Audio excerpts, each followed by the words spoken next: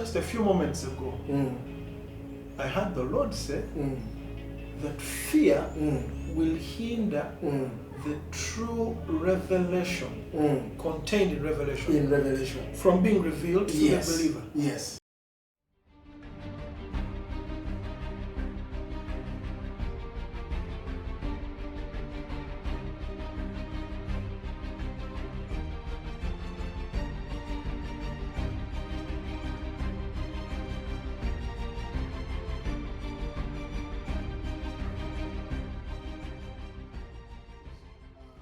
Culture. Every time a man picked interest in a lady, he would go to the girl's family, then they get to know him, then he will come back and engage the lady, then he would go away for some time, and then he would come back for the marriage ceremony. First was the introduction, then the second was the engagement, then the third was the real marriage ceremony. So he's talking about a time where he's referring to the 10 virgins in relation to the end time. That the kingdom of God shall be like 10 virgins who went out to meet the bridegroom. And he says that they took their lamps to meet the bridegroom. It's very important because there's a time, in the old Jewish tradition. If I can just... sorry, go ahead. In the old Jewish tradition, the marriage took place in the night. That's what I was about to say, yes. It took place in the night. Yeah. That's why they went with the lamps to meet the bridegroom. Correct. And now he's telling them, he's telling us that it's important for them to carry their lamps. We'll get to know what the lamps mean. But let's just go verse by verse. Verse 2, he says, 5 of them were wise and 5 of them were foolish. Okay. Now, what I want our viewer to understand is that the virgins were not selected. The selection was not that these are wise and these are fools. Or they are foolish.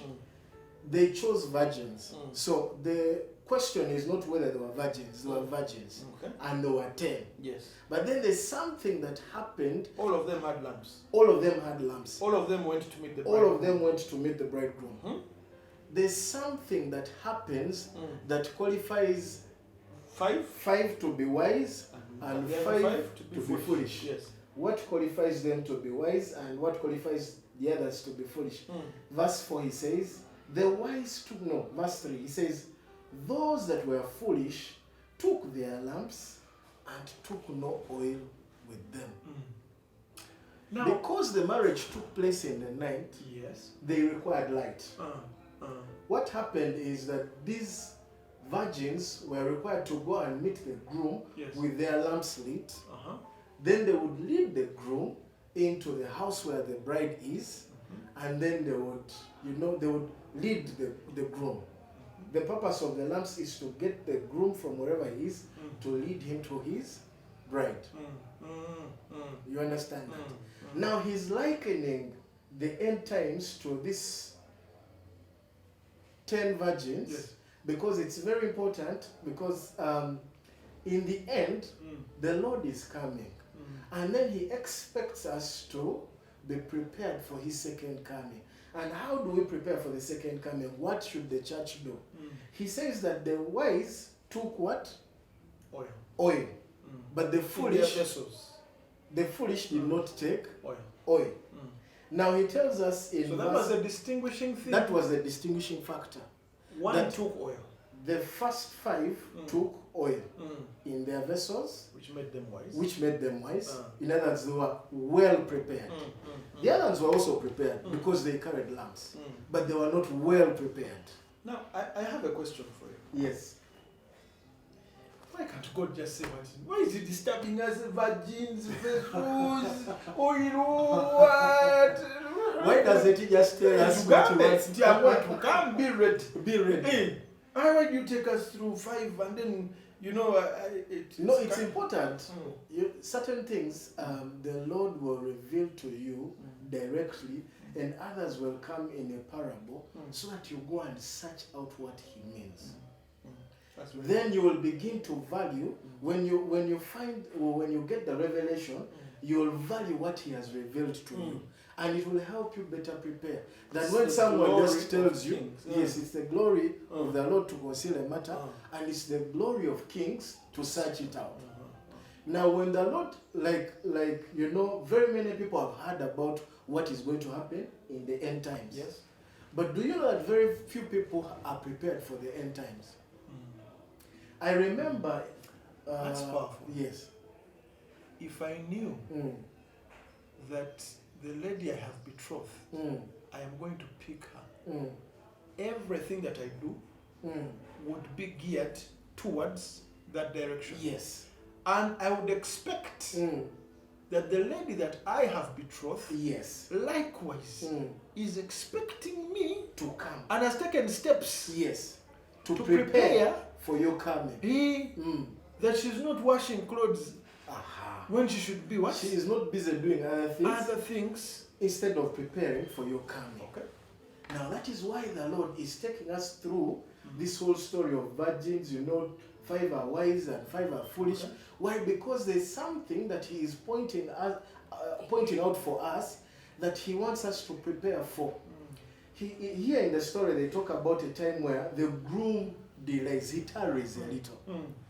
You know, both of these virgins, before the trimming of the light, in verse number 5, it says, while the groom tarried, they all slumbered and slept. In other words, there was a time where they got weary of waiting. They got weary of waiting. And slept. Like some of us. You know, when I was going to tell you something that happened far back in 2000. You know, when we were told the Lord is coming in 2000. Y2K, the church prepared, you know, fuel will be scarce, things will be scarce. I remember our father got us and dropped us off in the village.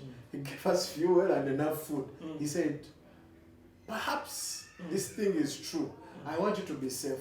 So he got us, you know, packed us off, gave us enough things to last the whole, I think, about 2-3 months. And he said, at least I know you'll be safe. Well, we'll figure this thing out. Now, the church got prepared because very many people had prophetic words, prophetic insight at that time. You know, Jesus is coming back. This is going to happen. The beast, you know, all that. And the church somehow began to prepare. And then 2000, 2001, the guy they promised us is coming back. Is not yet here. So they got worried. And that is why we are here. To remind them that actually, the bridegroom cometh. Rise up and you know, go out to meet him. So in 2000, I prepared. I remember that time I was born again. I prepared, I prayed, you know. I crossed all my T's, dotted all my I's, made sure that if the Lord came, you were squeaky I was ready. I was clean. Repented of all all my sins. I began to greet the people I never used to greet. I wanted the Lord to find me righteous and holy and pure. So I prepared. Now, it's very important because here they tell us that these guys, a time comes, they are weary of waiting, they slumber. But what I want our viewers to know, that their lamps remained on. Now, when they hear the call that, behold, the bridegroom cometh, go out to meet him. It was the midnight hour. I have a question for you again. This slumbering, because it's 2 states.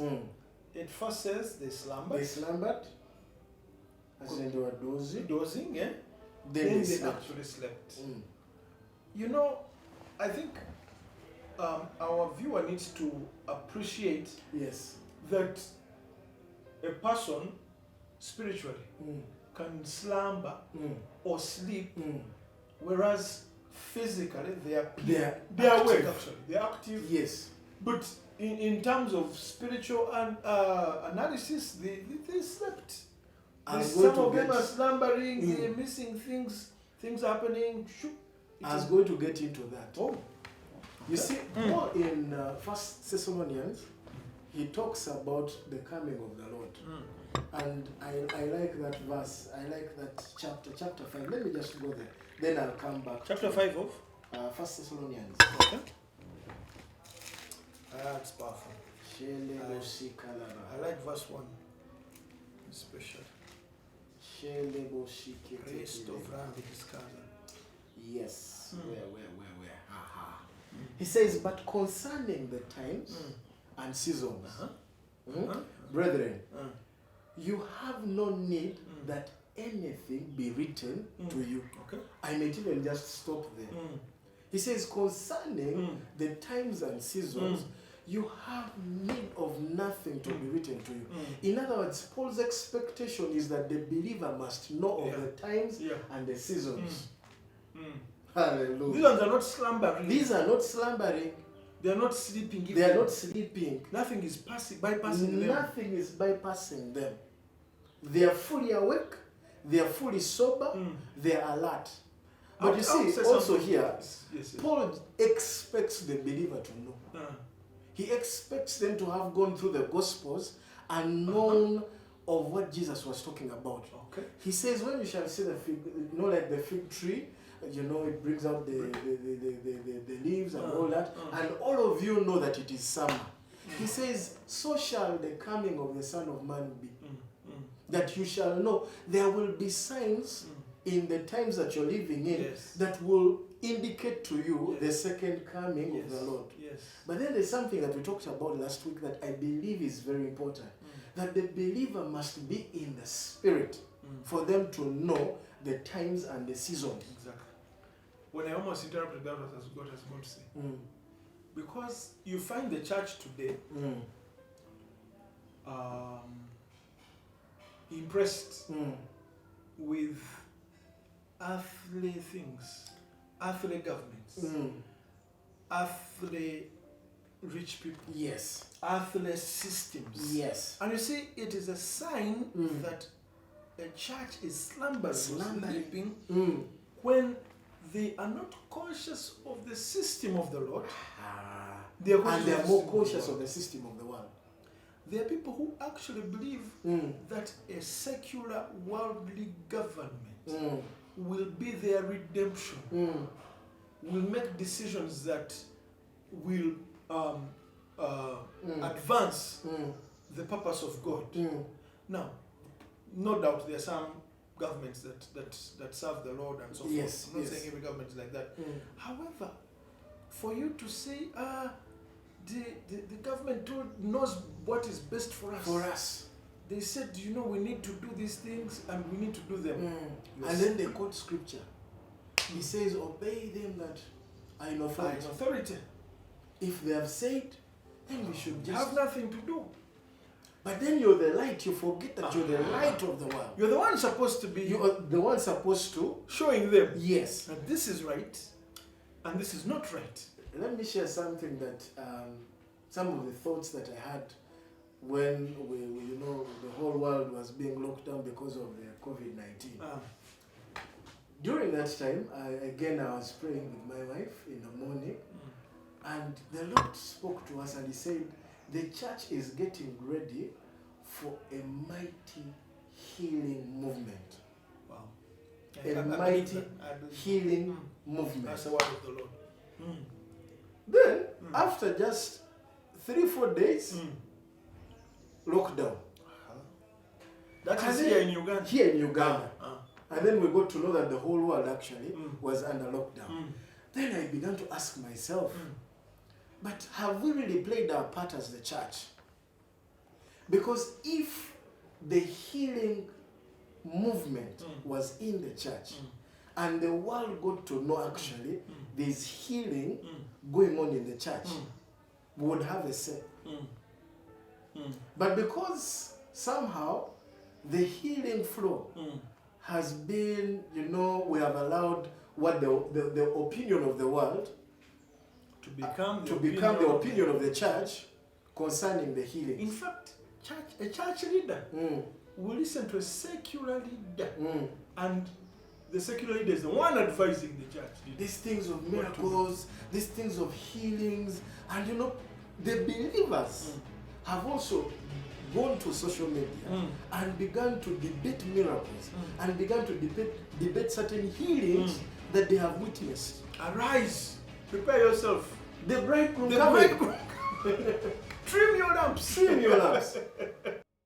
I've attained it. I have reached. So they slumber. Like They throw down their guards. like Esther. Esther had to take a Mordecai You to get tell up. her boss, you have gotten there. You've And gotten comfortable. You've gotten comfortable.